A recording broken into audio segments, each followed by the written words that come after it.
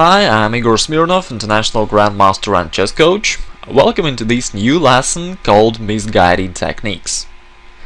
When talking about chess lectures, we're usually told what to do. You will find a lot of my lessons making such recommendations about different aspects of chess, attack, positional play, and the list goes on. However, this lesson is completely the opposite. Here, I'm going to tell you what you should not do. Unfortunately, chess players fall into the trap of using ineffective techniques, and worse, the methods that are harmful for their progress. In this lesson, I'd like to warn you against them. This will save you from spending time on futile efforts, this will remove the obstacles from your way to chess success, and this will explain why your progress is not as speedy as it should be.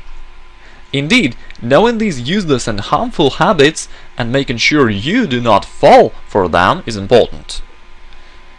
Okay, without further ado, let's have a look. And here's the first one. Spending so much time solving tactical puzzles and exercises. Nowadays, a lot of chess players do it. They solve tactical drills day in and day out.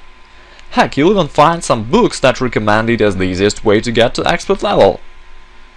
But then let me ask you one question. If everybody solves tactical puzzles, then why tactical mistakes still happen so often in chess tournaments?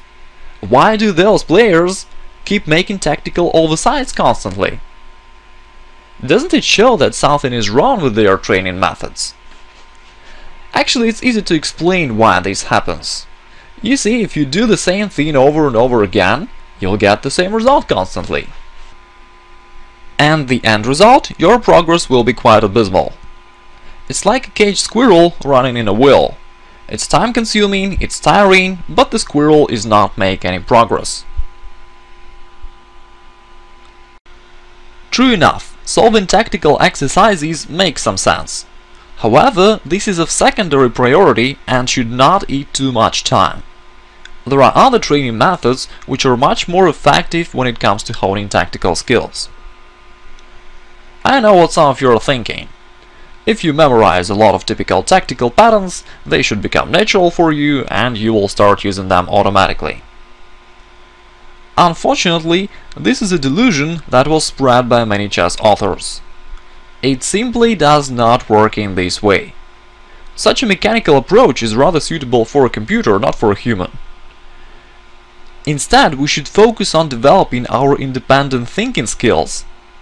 After all, chess is a thinking game, not of who memorized the most. Similarly, attempting to memorize all opening lines would be a quite dull and inefficient method for getting better in an opening stage. It's frowned upon. Think about the players whose combinations you study. Anderson, Morphy, Alohain, they obviously did not have access to massive databases of tactical positions or websites with tactical puzzles. But they were able to play brilliant combinations, and they do so quite often. They did it with the help of their deep understanding and good thinking skills. Nowadays, we study thousands of typical tactical positions, but use tactics very seldom in our own games. Doesn't it seem like there's something wrong here?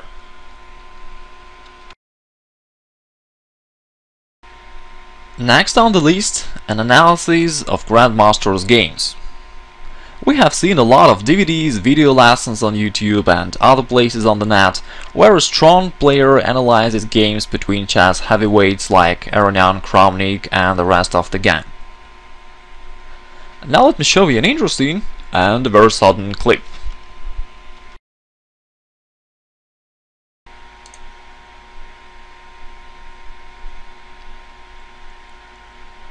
Cool, isn't it? That fella is lifting 300 kilograms. There is no doubt about his phenomenal strength. But let me ask you one question. Does watching this video clip help you lift weights like he does? Did it in any way help you get better physically? Of course not. In the same way, watching video analysis of Grandmaster's games will not be of much aid to your chess progress. Okay, you'll see that this Grandmaster can play powerful moves. Impressive indeed. but it does not help you to do the same. They show you what they do, but they don't elaborate how they do it. They do not show you how you can find the moves like they do, calculate with the same precision, or visualize with the same clarity. The folks who upload such video analyses get more likes, more subscribers to their channel, and rise in popularity. They love doing such videos as it's an easy work for them. But what do you get out of it? Almost nothing. In conclusion, this is more for entertainment than improvement. You get to see a breathtaking game, maybe it inspires you for your next game, but nothing more. Day in and day out, books are published about some new approach or new theory about chess. A lot of my students ask me to clarify a certain such theory. I will not spill out names, I certainly don't want to offend others, but let me tell you this. Most of the time, this new theory about chess turns out to be completely ridiculous. Most often, such theories are too unnatural and far too complex to be applied in a real game. So what is the point of knowing such complex theories when you only have few minutes for every move? I want you to ask yourself these 3 questions when reading some clever new theory about the real game. What is the logic behind this theory? How was this system created? How will you apply it at your every move and every game? Remember, simple is better than complex. If something is too complicated, it does not mean that it's very clever. Quite the contrary, most probably it's something completely wrong. Take whatever you read with a grain of salt. Don't blindly believe all chess books and all those new theories. Unfortunately, some of them can only confuse you. Once again, simple is better than complex. And that brings us to the next part. Which is better, knowing 1,000 rules about chess or knowing only 5 once? Some of you might pick the first.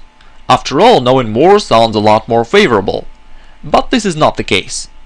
Chess is not a quiz show, it's a game of skill. It's a game where the one who applies what he learns usually wins the game. Think about this. Will you be able to apply 1,000 rules when you play a real game? Heck, I'm sure you'll have a hard time remembering them, let alone apply them in practice. 5 simple, logical, and applicable rules will trump 1,000 confusing ones any day. Less is better than more. There is no need to collect tons of chess books and try to learn thousands of rules. This will rather confuse you than help you. Okay, those are just some of the misguided techniques and illusions that improving chess players fall for. If you notice some of these mistakes in your chess training, then maybe it's about time you correct it. Stop wasting time on ineffective methods. The time you free up can be used in training methods that deliver solid and positive results. Thanks for watching, have a good day, goodbye.